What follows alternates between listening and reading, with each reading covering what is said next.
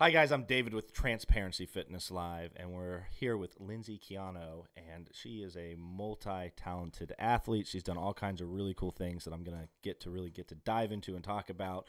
But why don't you give us a little background, Lindsey? Sure. Thanks for coming on. Yeah, no, thanks for having me. So my name is Lindsey Quijano. Originally born and raised in Shelbyville, Kentucky, so not too far from here. I have been in sports my entire life from a very young age. My younger sister and I were super active, and we did a little bit of everything. Your t-ball, soccer, gymnastics, basketball, all of that. And very quickly learned that I had very little hand-eye coordination, just wasn't made for the ball sports. So in middle school, I started swimming, and that kind of sort of started to take off, and my sister and I both really kind of dove headfirst into that, pun intended. So we started swimming year-round when we were in middle and high school, and then eventually took me to Transylvania University here in Lexington, where I swam all 4 years in college there, majored in political science, and graduated in 2013, went straight to law school at the University of Kentucky. And when I started law school, I was still looking for a way to be active and continue swimming because it's a sport that I love and devoted a lot of my time and energy to. So I tried master's swimming, which for those of you that don't know what that is, it's swimming for old people. So you still practice, you still compete, you do all the things that, I guess grade school swimmers do or college swimmers do. And I competed in one meet. And I tried to swim like my best event from college, which was the 400 IM, and just slow. It was slow. And how many years had it been since you swam in college? It only had been about a year and a half. That's about all it takes. That was long enough. So I mentally told myself this is not going to work. I still want to swim, but I can't do this. And a good friend of mine. You don't want to swim 5 to 6 miles a day to get yourself back in shape you can. Between law school and having a social life. That's what I'm saying. To get back in shape, to be able to get to those times again, it'd take you 3 or 4 months. Oh yeah.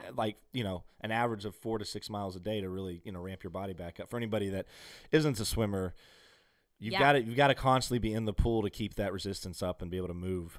For sure. I was all-state swimmer in high school, so never made it to college. That's okay. Yeah, no, it's a job in and of itself. Yes, it is. Yeah. So I decided that wasn't gonna work. And actually, a good friend of mine, we went to Transy together. And she was on the podcast a few weeks ago, Natalie Jones. Oh, I love Natalie. She was a blast to have on. She's the best. She talked me into actually doing my first triathlon, and it was the Try for Sight here in town, sponsored by Susan Bradley Cox. She is in the World Triathlon Hall of Fame. She's an incredible woman. So this triathlon is a race that she started, and it is now carried on in her honor. And it's just a sprint distance, nothing crazy. So what is a sprint distance? Yeah, so a sprint distance is typically somewhere between a 400 to 800 meter swim, a 13 to 18 mile bike, and then anywhere from like a 5K to like a 4 mile run. So somewhere in that window. So not anything super wild, but my first one was an experience. It was my first real like bike race. And so after that. It was the first time really getting on the bike. Yeah. I'd done casual and you did that bike with riding. Natalie? Mm-hmm. And that's probably when she talked about being really nervous on the bike. And that's probably when she was still going through that nervous phase of being on a bike. Yes, we both were. I love to tell this story because of where I am now and how many triathlons I've done now. But that was my first triathlon. And how you live on the bike now, we'll get to it. But you literally live on the bike for your job. Yes, but the funniest part of that race was that I realized afterwards that I wore my bike helmet backwards the entire time. Yeah, that sounds like something I would do. Yeah, so that was my first triathlon. It was my first year of law school, and after that, I was like, I could really get into this, and so I started swimming, biking, running more. And did a few more smaller races, sprint races, and then graduated law school, went on to work at a local firm here in Lexington as a corporate attorney, And I still wanted to maintain, you know, a certain level of the active lifestyle. And I'd really gotten into CycleBar. I'd joined as a member. And so I was riding a lot, getting more and more comfortable on the bike. And then Natalie came to me and she said, I'm going to sign up for this Ironman thing.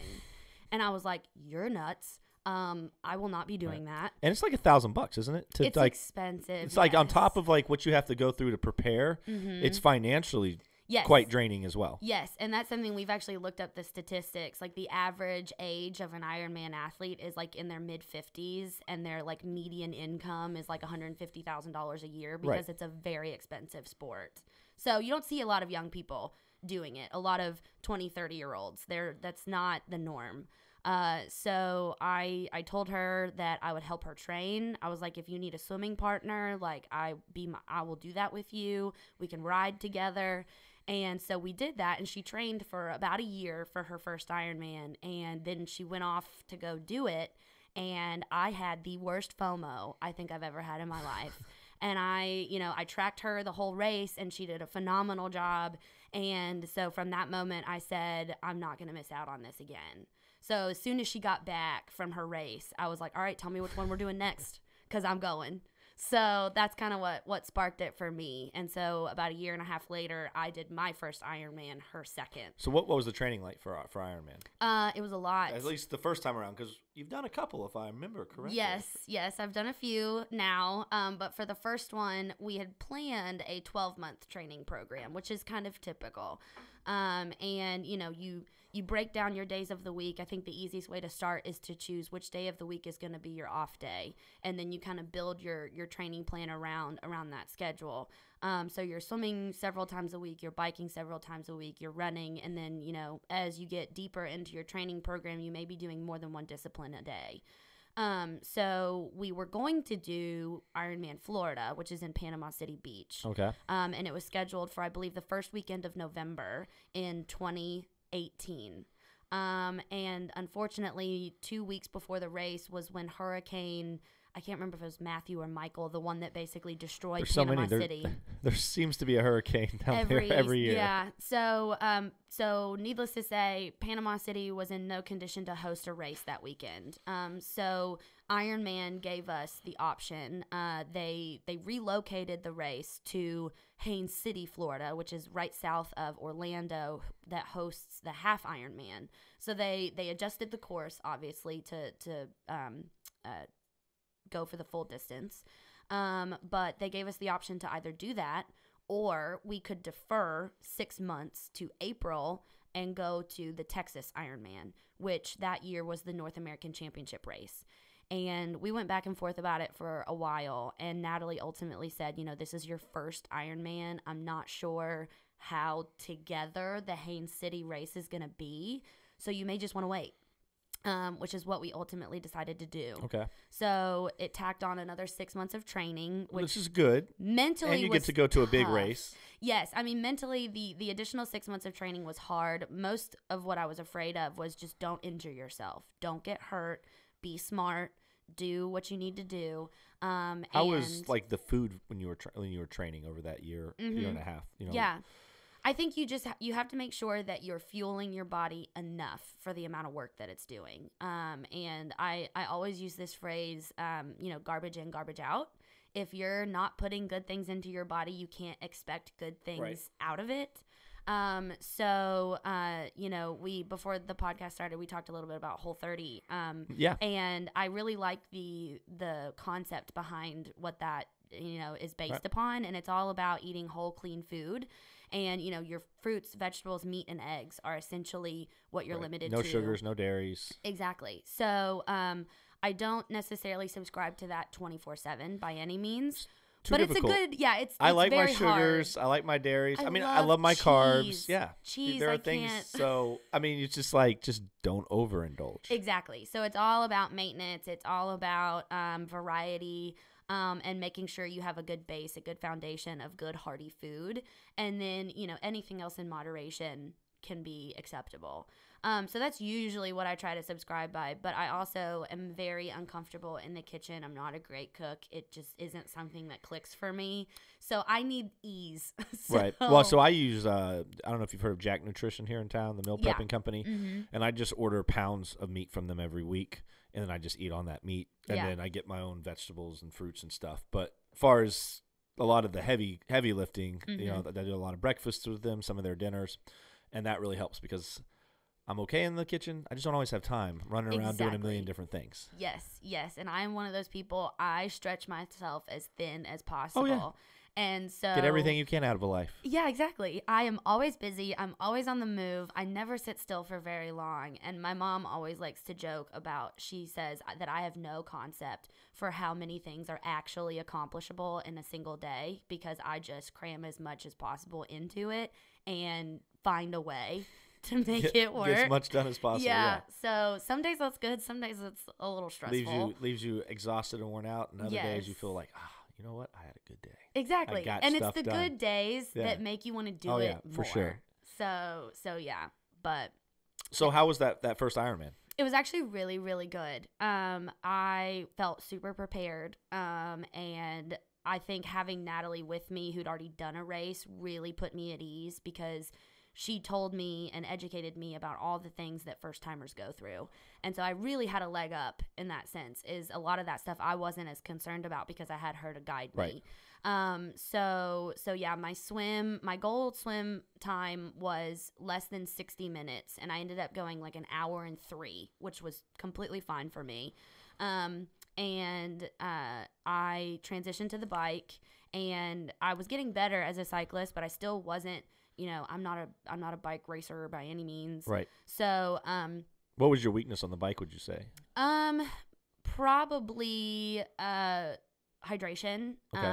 I had 2 water bottle cages on my bike, and that was it. And they both had bottles in them. Like I had 1 bottle full of water, 1 of Gatorade. And on the course, they obviously have nutrition for you. Right. But if I wanted to refill my bottles, like if they got empty, I would have to stop.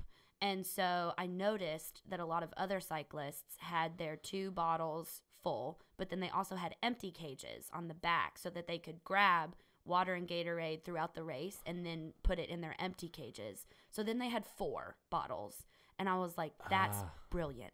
So my next race, I did that. I attached 2 more cages. So it's learning from just basic things that you didn't people. know, you didn't think about because you're like, I've never done this before. Exactly. So I stayed pretty hydrated, but I stopped probably more than I would have otherwise wanted to, just to refill water and all that kind of stuff. And then I got off the bike and started running, and I typically do a 3-minute run, 1-minute walking interval because I am not a runner by any stretch. I'm not either. My knees will literally fall off my body. Yeah, it's tough. It is tough. So I started running, and normally I run between a 9 and 10 minute mile pace. Nothing crazy. And I did the run course was 3 laps, a little over 8 miles per lap. And so I finished lap number 1. And my husband catches up with me starting lap number 2. And he's like tracking me on the app and watching my pace. And he's like, Linz, like, you're doing great, but like maybe you should slow down a little. Like I was just on a high the whole day, all 14 hours of it. I was just having the best time of my life.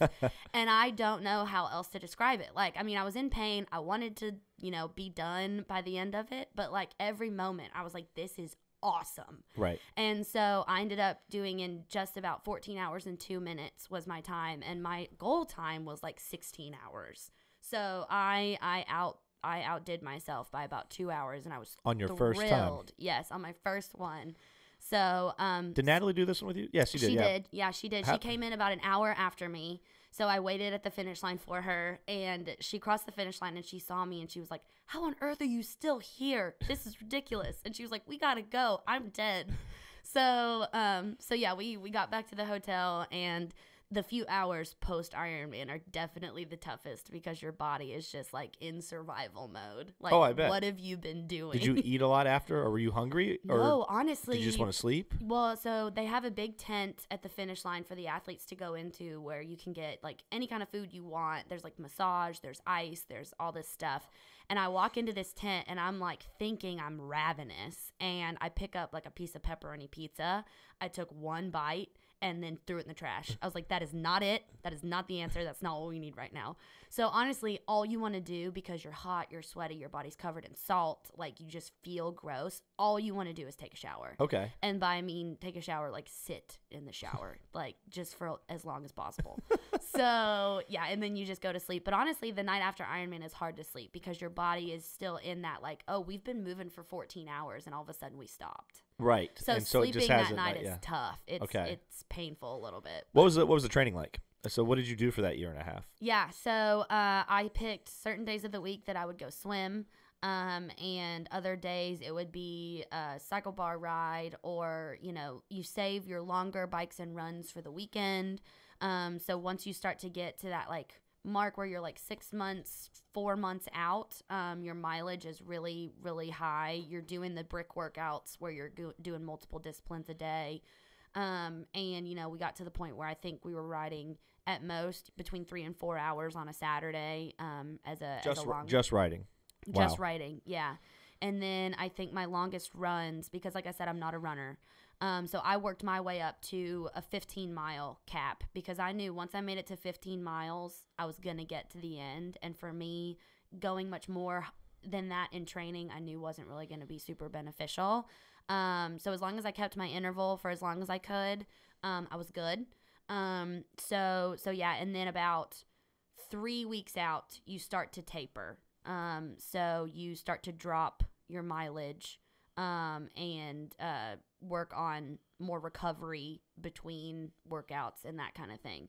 So yeah, that's kind of how the training schedule works. You go really hard and you peak like between that 4 to 6 month out and then slow it down. So what would be like your longest day? Mm-hmm. Like will you do all 3 disciplines in one day? Usually not. Okay. Usually not. Usually I would just do 2. But so a long day may be, you know, a mile swim and then a 2 to 3 hour bike ride. And for me, swimming is one of those things I can get in and out. Like swimming is second nature for me. Right. Well, yeah, being a college swimmer, Yeah. that, you know, it's like if you were a college runner or a college biking athlete, like you're probably, that's going to be the discipline. You're like, this is easy for me. I've done this before. The problem is the swimming is kind of the shortest part. It is. And it doesn't give you a chance to get enough lead over people. Yeah. Right. Yeah, no, exactly. And that's what's great about Ironman that I like more than the sprint races that I did, because doing, you know, a 400, 500 meter swim is going to take me, you know, maybe like 7-8 minutes versus the Ironman takes like a full hour. So that does give me a little more chance to really get out in front and do some more work in the water. But there were days where we had a couple of places here in town that we open water swim, like over at the reservoir off of Richmond Road. Oh, really? You can open? I never thought about that. I guess you could open water swim there, couldn't you? So we would go over there, and that's actually where Natalie's parents live. Okay. And so we would just go out their backyard and just go out and do like a mile open water swim, and then we'd change into our cycling gear and go ride for a couple hours. So yeah, we're lucky enough in Lexington that it's easy to kind of find spaces to do that. Where'd you guys do the long runs at? I did the longer ones. At that time, I wasn't living anywhere super convenient to just walk out my front door. So for my first race, my longer runs I did at the Legacy Trail.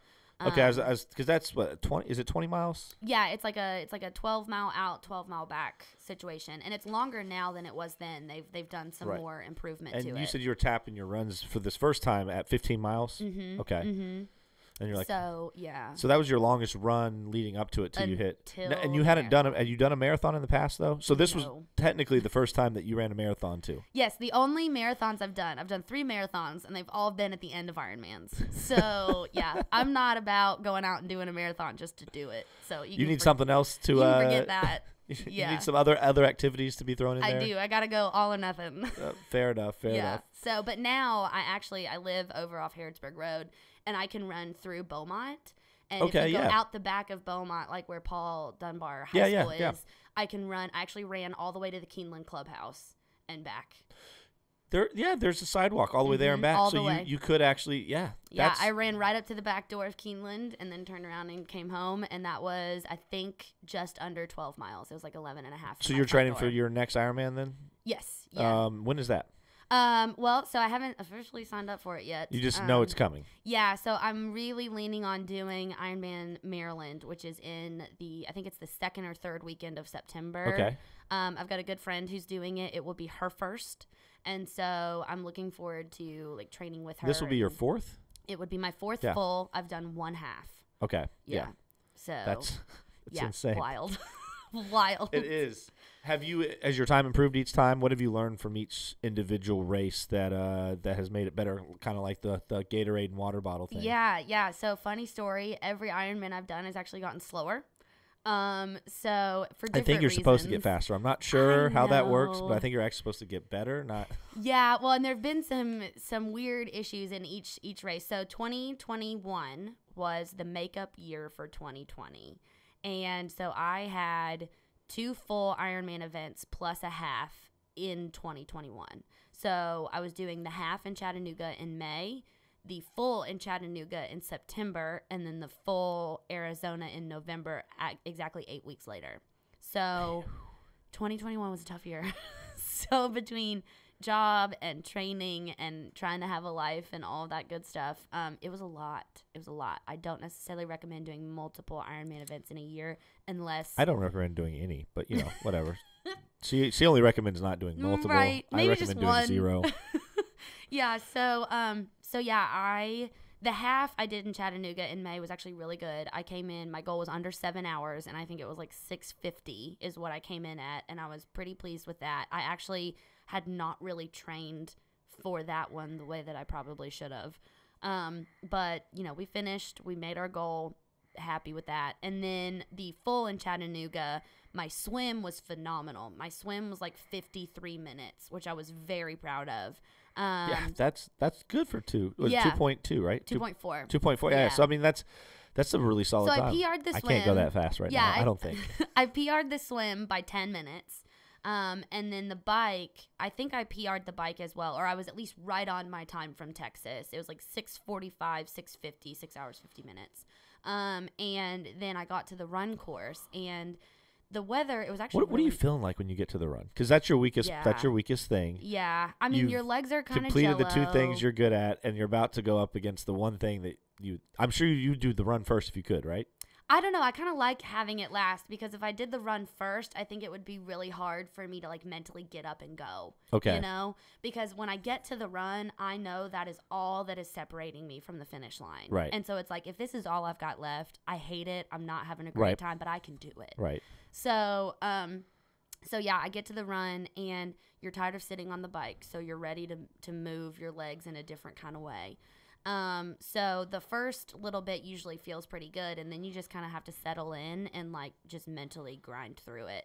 But in Chattanooga, I started having some very like nauseous type feelings. It was really hot too, wasn't it? If I remember, it wasn't super bad. The half was much harder. The full. That's what I was thinking of, the half, because I know Ian was telling me who went down there and did it. Mm-hmm. He did it. He did it as well, right? Yes. He was saying it was miserable. Yes. He said it caused him to get a worse time than he expected. It was so hot. Yes, the half was very, very hot. It was like 86, 87 in May, but in September we had the best day we could have had. It was like 77 degrees, light wind, full sun, so it wasn't too bad at all. But I don't know what it was. I just started to feel really sick to my stomach whenever I would try to run. And I thought maybe I'm low on calories. So, I'd grab a bar at one of the aid stations and tried to eat it, and that wasn't. Do you walk and eat usually? And then pick back up as soon as you get Mm-hmm. to Yeah, so tried that, didn't hit it. So I tried my interval, my run walk for the first, I think 2.5, 3 miles, and it just wasn't going. And so I ended up power walking the remainder of the marathon. It was about an hour slower than my first race. I did it, I think, in 15:14 or something like that. So still a decent time for having walked 23 miles. Right. So yeah, but that was one of those, the marathon took me like 7.5 hours. And so it was one of those things where I just needed to be finished. But on the upside, I met a lot of cool people, heard a lot of really cool stories. And, you know, I think that's part of what makes Ironman so unique and so special. Well, I'm sure that community, right? Yes, are the people. And I met up with this woman who was having whatever other kinds of issues, and her and I literally walked the last 10 miles of the race together. And she had done an Ironman 2 weekends prior and was doing another one 2 weekends after. And she was like 58 years old. And I was like, if this woman can do this, like, Liz, you need to suck it up. Get it done. Yeah, get it done. So those are the kinds of things that get you through it when you're in those low moments, when your body is shutting down and you don't want to go forward. You know, there's somebody that walks up next to you that's going to give you that encouragement, that's going to give you that push to keep going. Okay. Yeah. So what are you doing differently, I guess, now training for this next one, and how are you, I guess, hoping to attack the run a little bit better this time? Hopefully, if you don't run into any issues with the body and everything goes well, what are you going to do? Because, I mean, it sounds like if you could just have a good run after you finish the bike, you should be beating your best time. Yes, absolutely. My goal is to be in the 13 hours, whether 13:59 or 13:01, doesn't matter. I would just love to be in 13. Yeah. So yeah, I actually have shifted my run interval to a much longer run walk. I was doing 3:1 before, and it really is kind of a constant start-stop. And so Natalie and I tried like a 15-minute run with a 10-minute walk, and it kind of lets you really sink into a rhythm more so than just doing 3-minute runs. Right, and you get a couple miles in that way. Exactly. So I think that worked a lot better. And so I am actually planning on, I don't know if I'll do a 15:10 or if it'll be more like a 10:5, but definitely something more. Longer. Yeah, much longer. So I'm looking forward to seeing kind of how that shakes out. And I also switched from training towards mileage being my goal to time, which I think is a lot easier. So instead of going out and saying I'm going to run 15 miles, I'm going to go out and run for 2 hours. And I just keep my interval for 2 hours. Oh, that's okay. And then that way you get your body's used to how much time you're spending doing a certain activity. Yeah. That's a good idea. Yeah. So I think mentally it's easier too, because like I said, I'm not looking to get to a certain mileage. So like the day I ran to Keeneland, it was 60 minutes out, 60 minutes back. And so I just ran until I hit an hour, and that happened to take me. I have to run a mile by the end of today. Yeah. Well, there you go. Like what? I do a couple miles a week. Yeah. So on top of my training, I do. I think this week's 2 miles, next week's 4 miles, and then the last 2 weeks we're doing like a 30-day thing. I got to do 6 miles by the end of the week, along with our workouts. And I've struggled to get through the 2 miles because I don't run. Yeah, it's hard. I do everything else, but I don't run very much. Yeah, when you're not a runner, it is hard. It is. No, it is 100%. That would be 100. I could get through the swim. I could teach I'd probably kill it at the bike, especially if I trained a little bit. But then I'd hit the run, and that'd be like, oh my God. Yeah, that's kind of how I felt too, and that's why at first when Natalie told me she was going to do this, I was like, no way. I'm never running a marathon. Not doing that. That's stupid. That's why I'm going to get shoes with little skates built in that no one can see. Pop a wheelie on the run course. I'm just going to roll my way through that 26 miles. Yeah, but I'm also really excited. I have a really nice road bike. I upgraded to my I have a Pinarello GAN road bike, and she's beautiful. And that's what I bought myself before my first Ironman. How much is this road bike? She was expensive. So I got her on sale. She was like a model year, and bikes are a lot like cars. So they come out with like a new frame set every year. So like there's a 2022 frame set. Yeah. Do the old ones lose value really quick? Not super fast, but you can get them on sale because it's the same way with car lots. Like they're trying to offload their prior years frames. Right, so they can get the new stuff. Yeah, exactly. That makes sense. So I bought a 2018 frame set in 2019. And so she was right at like $3,000. And that was the sale price. So she's been great. Her name is Donatella because she's Italian. So she's awesome. And she's black and hot pink. She's beautiful. Of course she's hot pink. Yeah, she is. So, but I wanted to upgrade so she's a road bike. I wanted to upgrade to a triathlon bike, which is a little bit different. It's a more aerodynamic frame set. Your hips are usually sitting higher than your head when you're in your aero position. Okay. And so it's not as comfortable of a ride, but it's faster. Is it like a substantial difference in speed? I think it can be If you're a real athlete. Yeah, if you get comfortable with it. Not saying you're not a real athlete, but I mean if you're like a competitive athlete going for like that top spot. And the biggest thing with tri bikes is obviously you've got the built-in aero bars, and so your hands aren't on the handlebars; they're up in aero, and so it gives you a much more, like I said, head down, butt up position.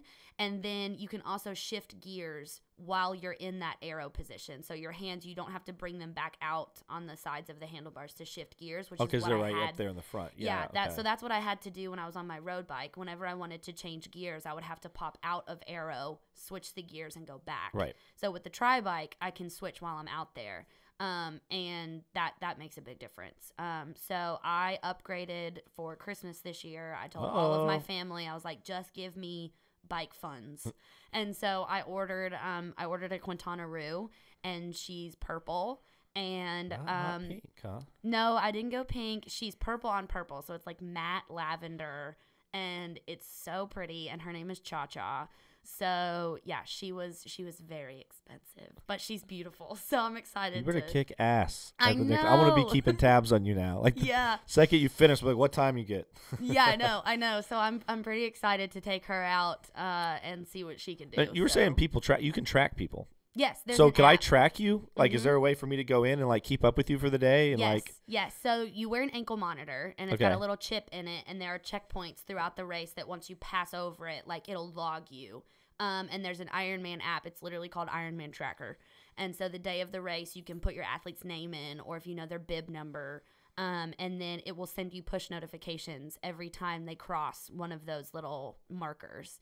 And so it'll tell you like the swim, obviously it's just when you start, when you get out. Right. That makes sense. There's no intermediate, but on the bike, it's, every like 5 or 10 miles, you kind of get an update on where your athlete is. And the run, it's the same thing. It's like every mile and a quarter or a mile and a half. Well, I'm definitely be stalking you from afar then. Yeah. No, that's awesome. Fun. Yeah. So you can keep up with your people. And actually, it's funny. My last Ironman that I did in Arizona, I really struggled on the bike course. And I think Natalie talked a little bit about the headwind we had out there, which was wild. And so I was just toasted. Once we got off the bike, I was done.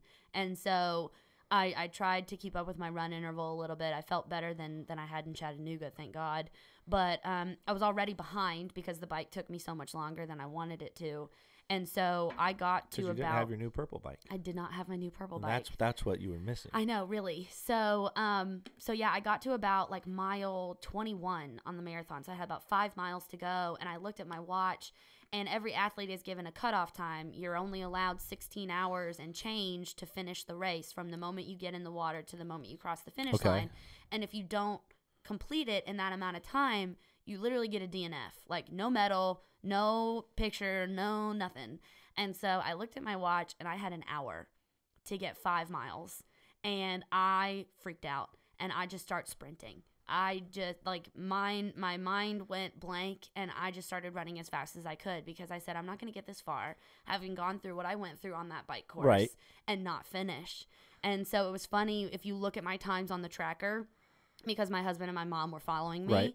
I went from averaging like a 17-minute mile to all of a sudden like a 12-minute mile in a span of like, half a mile. Right. So yeah, they were like, we were nervous until we saw all of a sudden you just dropped. And I was like, yeah, because I'm just going at it. We got to get there, right? We got to get there. I'm guessing you made it? I did. 3 minutes and 45 seconds to spare. Good job, though, right? Yeah. So one thing we haven't really talked about is your CycleBar job, which I got to go ride with you this week. It was a lot of fun. And I guess there's probably cycle bars all over the country, not just brand CycleBar, but there's that style of cycling. There's different studios and stuff all over the country. Yes, indoor cycling has really taken off in the last couple of years. Is that what they call it, just indoor cycling? Is that the proper term? Yes, yeah, because spinning is kind of the OG terminology, but spinning is its own brand. And so now, so spinning is like a style of. Yes. Okay. Yeah. So they have their cycling. own. Yeah, they have their own teaching program. They have their own bikes, like all of that. So just the umbrella term is indoor cycling. So you've been doing this for 2-3 years now? 4. 4 years. Mm-hmm. And you are now the lead instructor. Mm-hmm. So I took Lindsey's class this week, and it was phenomenal. It was Thank you. Were we riding for about 45 minutes? Yes. Okay. Yes. But I really think that your true talent is motivation. Thank you. Oh my gosh. I That's got my goosebumps favorite part. I got like goosebumps like 6 times. You said something right with the beat of the song, and I was just like, yeah, let's keep going. Let's go. Let's go. Yeah. Like so many times I was just like, oh yeah, let's go again. And it was fantastic. Well, thank you. So I think I really do believe that your talent could be motivational speaking, because I mean, to be able to keep that high level of energy while working out with us was just, and then coming up with all those little quotes, Yeah, that's honestly my favorite part about what I do. I obviously love the workout, and I believe that it works. Right. And people do see results. And I do really like the inclusivity of indoor cycling, because you can come with a lot of experience or none at all, right, and still get the same quality workout. And so I take a lot of pride in making sure that everyone that walks out of my class feels empowered and feels like, they got their money's worth, and, it was a good experience, and they want to come back. And so I have worked really hard over the years to develop like my own personal brand. And that's kind of something that I think people associate with me now is that super intense level of energy and motivation. And, I follow a bunch of professional athletes, professional motivational speakers, life coaches, like all those kinds of people to get my own inspiration from. Well, it shows. It was an awesome class. Well, thank you. And so you're working on becoming like one of only a handful of these specific instructors, right? Within the company. Yeah. So the next level up, so I'm the lead instructor, which basically means I'm responsible for all the instructors within our studio. I train them. I do continuing workshops, and I evaluate them on a regular basis. And so the next level up would be a master level instructor, which is kind of a nationwide position, where I would then be responsible for helping the onboarding process for studios all over the place. Right. And just kind of maintaining the brand standard. And, every now and then the masters get to travel and go into different studios and do workshops and that kind of thing. So I've put in the time at this point. Most master instructors have been teaching as long as I have, if, maybe not quite as long, but they've had experience being lead, onboarding instructors. And, we are the most successful CycleBar franchise in the country here in Lexington, which is kind of wild to think about. So I think we've proven that our system is Oh yeah, whatever good. you're doing over there. Well, Yeah. so I've been. It's kind of crazy, guys, because the first time I ever tried CycleBar was back when I was working for Apple, and Lindsey actually set it up to where all the Apple employees could come in for a free ride, and I think it was just us too. We didn't have anybody else. It was like a private. Yeah, just like for a the private, Apple people. It was a private class, just for us. And I didn't realize till I met you for coffee to kind of talk about the podcast that you were my instructor that day. Yeah. That was a while ago. it was. So I've only ever done spin class by indoor cycling with you. Yeah. It's a good track record to have. Right. So. And that was when you were newer, right? Yes. You just kind of at started that off. point, I think I'd only been around for about a year and a half or so. So yeah, I was still a little fresh. So I've definitely kind of come into more of my own over the last year and a half. So yeah. And you're about to open up a second? We're going to open up a second location over in Patchen Square off Richmond Road. Hopefully sometime this summer. But yeah, so we'll have 2 CycleBar locations here in Lexington. Well, so that'll be sweet for that's all pretty those exciting. CycleBar people, and I'm sure people on that side of town. Yes. So another thing that we had talked about is that you really want to get into helping other people train for Ironmans, and you're working with somebody right now, right? Yeah. So Natalie and I kind of had this idea of, trying to shepherd more young women specifically into this sport, because like I said at the top of the podcast, most of the people that do Ironman are older and they make a lot more money. And so, you don't go and see a lot of people our age, a lot of young women, especially. So we talked about, trying to really focus on that demographic and introducing them to the sport of triathlon, and trying to make Ironman something that wasn't so intimidating, because it can be really scary, because it's a big commitment, like you said, both financially and with your time and with your energy. And if you're going to spend that much money on something, you obviously want the end result to be a good one. And so, you know, for me, a lot of my motivation in training was that if I show up and this race is garbage, I'm going to have spent $1,000 on a garbage experience. Right. So we're working with a friend of ours who because she got to know us through CycleBar, decided she wanted to do Ironman, and is doing Ironman Maryland this year is her first one ever. She's going to do it. Is Natalie doing it with you? No, Natalie's not. She is doing Ironman Alaska, which is in August. I think she did mention that. Mm-hmm. So that race is sold out. So she's going to go with her. This girl from CycleBar, what's her name? Her name's Madeline. Madeline. Mm-hmm. So she's going to do Ironman Maryland with you. Yes. Okay. Yeah. So she is she's good on the bike. She rides at CycleBar all the time, and she's a phenomenal runner. She ran, I think, in high school, and running is kind of her that's her strength. Zone. Okay, yeah. That's good. So I've actually been working with her specifically in the pool. Like, we went and did a swim lesson together. Yeah. So at least the way my brain works. Right.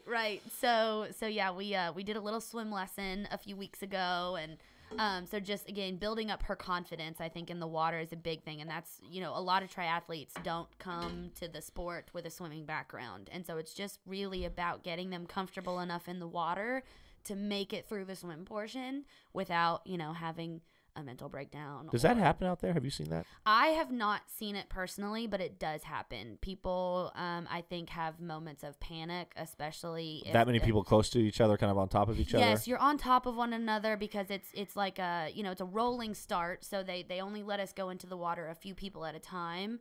But if you're in the middle of the pack, like if you're starting, you know, they ask you to self-seed. And so they'll say, if you think you're going to be 60 minutes or under, you're in the first group. If you're going to be between an hour and 10, you're in the second group, and then so on and so forth. And so if you're starting in that like hour to 30, hour to 40 group, you're right in the middle. And I think it can get really overwhelming. How long does it take for some of the people to complete the swim? The cutoff for the swim is 2 hours and 20 minutes. And some people don't make that? Yes. Wow. Yeah. That, as a swimmer, it's just like, that baffles me to be. Yes. But I guess, you know, if that's just something you're not confident with. Right. But even, I feel like swimming is easier. Like, I can teach someone to swim better and be comfortable in the water than I could on a bike or like running. And I think that's probably true, but once you start to get into that kind of distance, it's just the endurance at that point. Because I could teach someone to swim for 3 or 4 minutes without stopping, but we're talking, you know, an hour and a half to 2 hours. That's one of the few disciplines you can get in the water and just go do the whole discipline. You know what I mean? Like, you're probably not going to be doing the full 100 miles or the full, you know, the full marathon at all, right? Yeah. But that's the one discipline you can be like, yeah, I can go swim this a couple times a week, the full amount, and it like doesn't take up that much time, and it, hopefully over time, really, the more you're in the water, the the better you're going to be. Yeah, 100%. So normally, my last big training weekend before an Ironman is usually either the second, like 2 weeks out, or 3 weeks out, depending on how my schedule is working. And I call it like my race rehearsal weekend. And so Friday night will usually be the full swim distance. And then Saturday, I'll usually try to bike between 90 and 100 miles. Okay. And then the Sunday will be the long run day. So like the 2 to 2.5 hour run. Right, because you're doing time instead of mileage. Yeah. Now, do other triathletes, you know, Ironman, do this way versus that, or is this something that you found that like this is what works for me to get more running out of me without me? Yeah. You know, I actually switched to that method because of Natalie. She decided this last year to work with a coach. And that's the way she did. We talked about that. Yeah. So that's the way her coach designs her workouts. Okay. And so her and I work out together a lot of the time. And so I just started doing it because I was doing it with her. Right. And I've realized I liked it. So we're going to come work out with us on Sunday? Yeah, maybe. You think Ironman's bad? Yeah, and I don't do a whole lot of like throwing weight around and stuff. So we don't throw it around. We move it safely. Got it. Okay. And then put it back down. That's different. Right. So I mean, my whole concept is I don't know if I mentioned it, but it's like, it's not CrossFit, but I like the intensity of CrossFit. Sure. I like some of the movements of CrossFit, but I don't like how unsafe. Yeah. If someone isn't trained, and even if they are trained, there's still there's a higher chance of like injury. I 100%. But then you got something like a HIIT workout, which is intense, but it's usually pretty safe and really easy to do as far as the movements and stuff are concerned. There's usually not a lot of weight involved. Right. So I take the combination of kind of both of those, and how can we get that same 45 minutes to an hour of a really intense workout that can build some muscle but do it safely. Yeah. But still feel like I got some cardio in and core and balance. And so that's kind of what I've meshed together, is made my own version of like CrossFit and HIIT, and like how can this be safe? And I think that sounds great. And it can be modified for anybody. So I've had clients show up that do it that can do 20% of the person that's doing the full amount, right? Right. And so we just modify it for their level, and like pull-ups is one of those things. If you're not good at pull-ups, and for some people we just take them off. We're just like, you don't have to do it. But we do have assisted pull-ups, so you're able to get on a band and help yourself out. And we push you to push yourself to do that if you can. But if you can't, you can't. We totally understand. Yeah. And I feel like that's very similar to kind of what we have learned to do at CycleBar. Is, it's as hard as you want it to be. Right. And you make those adjustments depending on, maybe today your body's not feeling that great. And, you're not going to put out the same numbers that you did last week. But, hey, at least you showed up and you still got the work done. My body cannot move in certain ways that that you were trying to make me move. Yeah. Honestly, I think it was because I wasn't in rhythm. Yeah. So, like, I couldn't get in the right rhythm doing these, like, little choreographed things. And I was like, all right, no, this ain't That happening. is the thing. We are a rhythm-based ride. And so, like, it's all based on the beat of the music. And so that's kind of the foundation of everything that we do.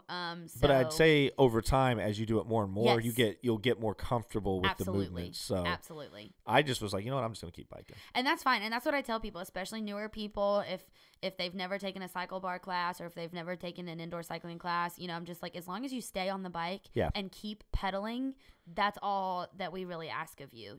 Any sort of modification or adjustment is absolutely okay. And I saw a lot of people doing it. Some people did everything you did, and some people I could tell they were on their own. Yeah. They were on their own business. They were just glad to be in the room that day. And that's all that we can ever ask of anybody. You guys were there wasn't any open seats, I don't think. No, there wasn't. It was a fully booked Is class. that off? It was 44 people is what you guys can do? 40. Yeah. Okay. 40. So yeah. So normally the evening classes, especially, you came and took a 7 p.m. class on a Monday, and those are usually fully booked. Well, that makes sense because people feel really guilty about Saturday and Sunday. You just got to get so back Monday into makes you feel better. First of the week. I'm so much better about my diet, about my workout routine, everything during the weekdays. Yes. Sometimes I can't wait to get back to the weekdays because I feel like I'm not doing enough on the weekend. It's not enough is being done. Yeah, no, absolutely. So hearing you say, like, I think that your calling is motivating people. I think that really kind of falls into what what I find joy in as part of this. And that's why Natalie and I thought, we could coach people. We could do this. And for sure, it's all about, I think, empowerment to a certain level. And like I said, building confidence and just telling yourself, because really, and I know Natalie said this on the podcast, anybody could do an Ironman. It's just all about discipline. It's all about, doing things that kind of push you outside of your comfort zone, and just committing to something. Right. So yeah, I'm excited about, like I said, I build anything and everything into my day. So like, what's one more thing, Right, exactly. I mean, you're not spread that thin. only a little bit. I have like, the joke around CycleBar is that I have like 6 jobs, and that's really not overstating it. So my husband and I, we both swam for Transy. That's how we met. Right. And we actually we are the co-head coaches of the Henry Clay High School swim team. And so that's how we both stay connected still to the sport. And he's a full-time swim coach. He coaches the Lexington Dolphins here in town. So so during the high school swim season, we get to do that together. Shout out to Dave Doolin. Yes. If you ever hear this podcast. He's a great guy. Guy. I swam for him way back when. So yeah. So if you're there are two main club teams in Lexington, and Dolphins are one of them. And they've been around since I was a kid when I was swimming. For a while, yeah. So yeah, it's a fun thing we get to do together. So we both, I think, have a calling and a knack towards, the coaching element that goes along with all that. I think that's great. I think you've really done a good job of cultivating that, and I think that you could almost down the line build your own brand around you as a motivational person. I like to think so, maybe. But I mean, you could almost stand alone. Yeah. Outside of the coaching and outside.